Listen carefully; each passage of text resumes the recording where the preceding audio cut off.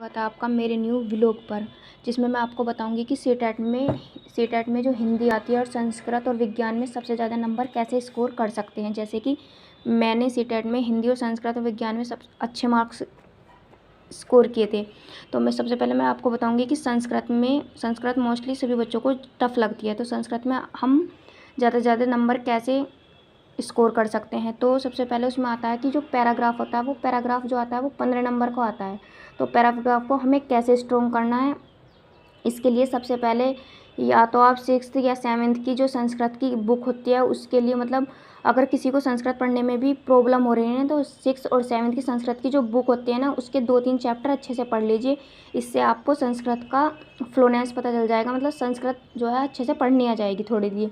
अगर आपको ऐसे नहीं करना तो आप सबसे पहले क्या कर सकते हैं कि संस्कृत के जो PYQ होते हैं, PYQ को अच्छे से, PYQ में जो अच्छे से आए हुए जो पैराग्राफ है, सबसे पहले उन्हें रीड करने की कोशिश कीजिए।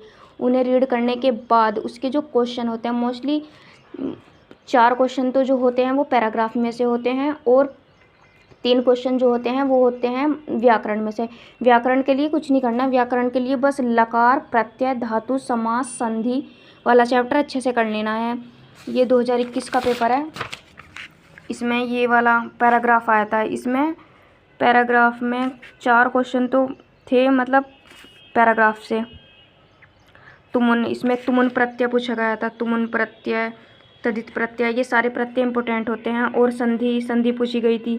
संधि का एक क्वेश्चन भी मोस्टली आ ही जाता है। विसर्ग संधि, हल संधि, यण संधि और स्वर संधि से क्वेश्चन था। संधि के 2 क्वेश्चन थे। ये था कर्मण निश्चय, इसमें पद सम्यक संधि विच्छेद यूनिट।